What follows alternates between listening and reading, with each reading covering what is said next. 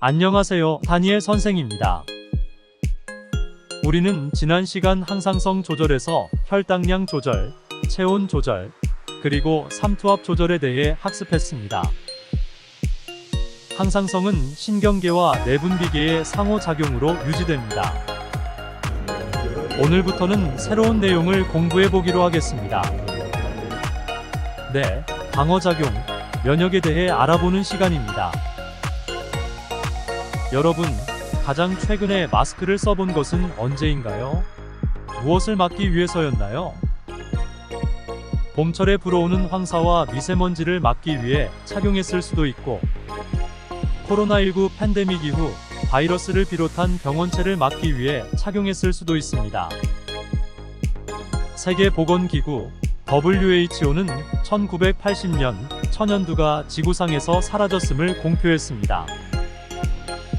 또 2019년 코로나19 대유행으로 전 세계적으로 많은 일들이 벌어졌습니다. 만약 천연두 바이러스나 코로나 바이러스와 같은 감염성 병원체가 다시 나타난다면 어떤 일이 벌어질까요? 병원체에 대한 면역이 없어 많은 사람들이 감염될 것입니다. 또 한동안 사용하지 않았던 백신을 다시 생산하고 환자를 격리하느라 사회적으로 큰 혼란이 야기될 것입니다.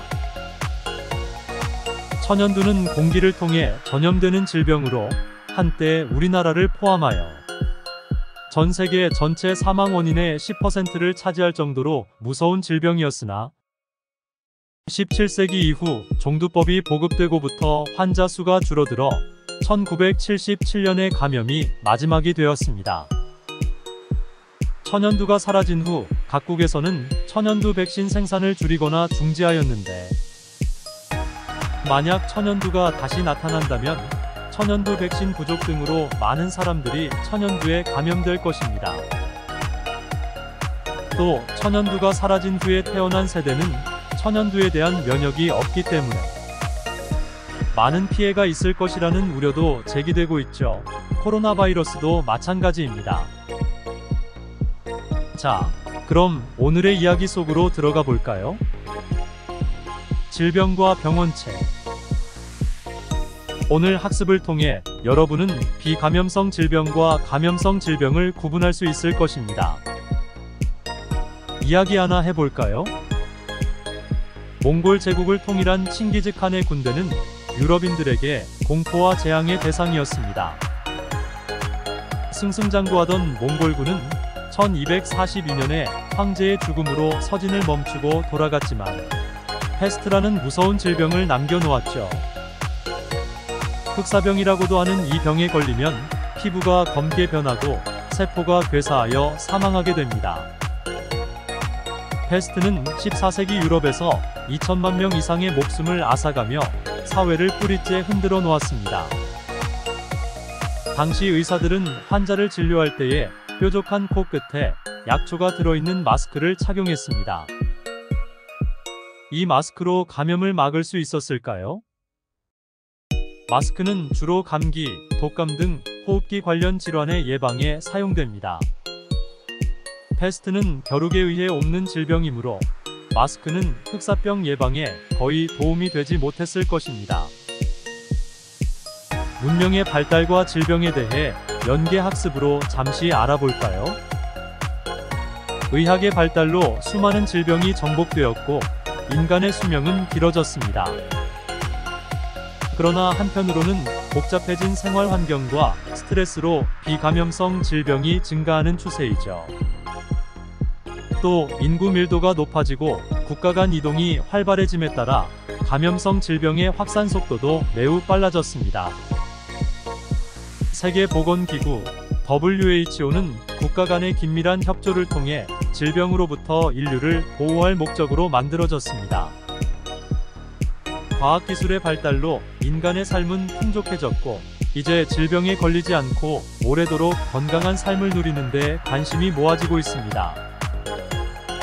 우리의 건강을 위협하는 질병은 크게 비감염성 질병과 감염성 질병으로 구분합니다. 비감염성 질병은 암, 고혈압, 당뇨병과 같이 전염되지 않는 질병으로 유전적 요인이나 환경 요인 등이 복합적으로 작용하여 나타납니다.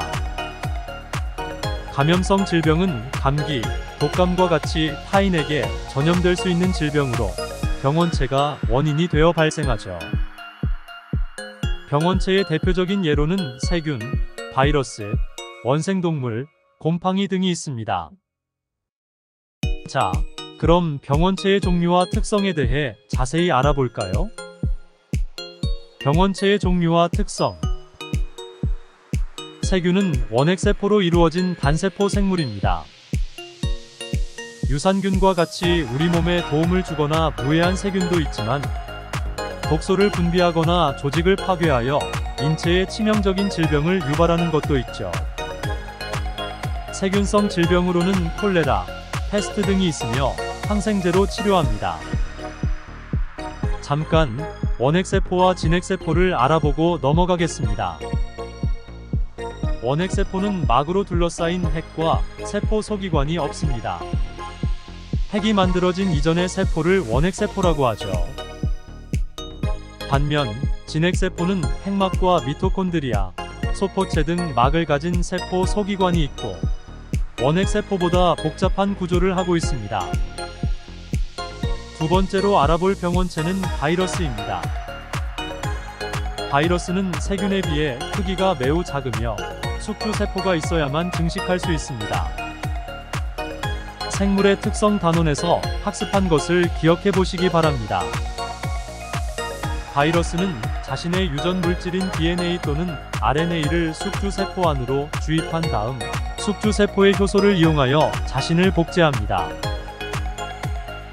그 결과 숙주세포는 정상적으로 기능하지 못하게 되며 바이러스가 세포를 빠져나오는 과정에서 파괴되기도 하죠. 바이러스성 질병으로는 감기, 독감, 후천성 면역 결핍증, 에이즈, 에볼라 등이 있으며 항바이러스제로 치료합니다. 원생동물, 곰팡이와 같은 진핵생물도 병원체로 작용합니다. 원생동물은 대부분 매개 곤충을 이용하여 인체에 침투한 다음 질병을 일으키는데 대표적인 예로 말라리아를 들 수 있습니다. 말라리아는 말라리아 원충에 감염된 모기가 전파하는 질병으로 말라리아 원충은 적혈구를 파괴하며 그 결과 환자는 고열에 시달리다 사망에 이르기도 합니다. 또 수면병을 일으키는 트리파노소마와 아메바성 이질의 병원체인 이질아메바도 원생동물입니다. 곰팡이는 우리 몸에서 증식하거나 음식물에 독성 물질을 방출함으로써 질병을 일으키며 가장 흔한 질병이 무좀이죠. 곰팡이는 진핵세포이며 항진균제로 치료합니다. 좀 특별한 병원체도 있는데요. 광우병을 유발하는 변형 프라이온입니다. 광우병을 유발하는 변형 프라이온은 세균이나 바이러스와 달리 단백질로만 구성된 병원체이며 바이러스보다 크기가 작습니다. 정상적인 프라이온 단백질은 포유류의 신경세포에도 있는데 정상 프라이온이 변형 프라이온과 접촉하면 단백질 구조가 바뀌어 변형 프라이온이 됩니다. 사람의 뇌에 변형 프라이온 단백질이 축적되면 신경세포가 파괴되고 뇌가 스펀지 모양이 되는 크로이츠펠트-야코프 병이 나타납니다. 이상 세균, 바이러스, 원생동물, 곰팡이 그리고 프라이온까지 알아보았습니다. 잠깐 퀴즈 하나 풀어볼까요? 장내 세균이나 피부에 있는 세균을 모두 제거하면 우리 몸에 어떤 일이 생길까요? 장내와 피부에는 우리 몸에 공생하면서 도움을 주고 병원성 세균의 번식을 억제하는 다양한 종류의 세균이 있습니다. 따라서 이들 세균을 모두 제거하면 소화불량, 피부 염증 등 다양한 이상 증상이 나타날 수 있죠. 물론 모든 세균이 병원체로 작용하는 것은 아니며 유산균 등 다양한 공생 세균이 인간의 물질 대사 과정에 도움을 주고 있습니다. 다음으로 감염성 질병의 예방에 대해 알아보도록 하겠습니다.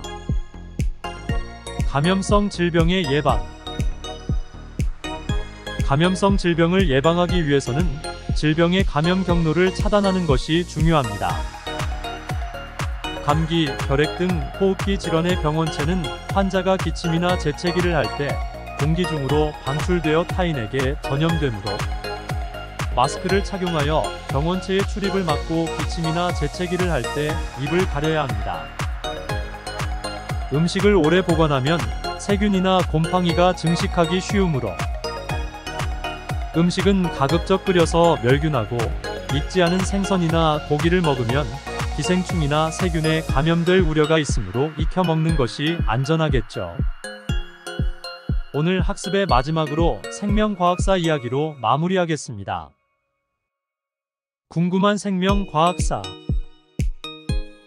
항생제의 발견과 가재 내성균의 출현. 스페인의 마드리드에 있는 벤타스 투우장에 가면 플레밍의 동상을 볼 수 있습니다. 왜 투우장에 플레밍 동상이 있는 것일까요? 20세기 초까지만 하더라도 작은 상처, 예를 들면 투우 경기 중 생기는 상처 때문에 사람이 죽는 것은 매우 흔한 일이었습니다. 상처 부위를 통해 세균에 감염되면 이를 치료할 수 있는 약이 거의 없었기 때문이죠.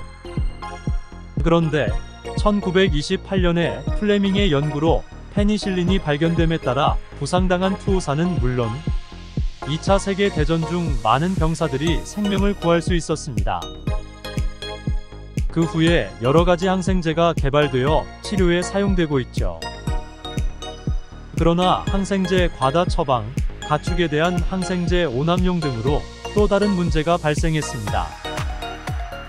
다시 말하면 여러 종류의 항생제가 듣지 않는 가재 내성균, 슈퍼박테리아가 출현한 것이죠. 세계보건기구 WHO가 발표한 2012 세계 결핵 보고서에 따르면 신규 결핵 환자의 3.7%, 재발 환자의 20%가 가재 내성 결핵에 해당한다고 합니다. 오늘은 방어작용의 첫 번째 시간으로 비감염성 질병과 감염성 질병, 그리고 감염병 질병 예방에 대해 알아보았습니다. 수고하셨습니다.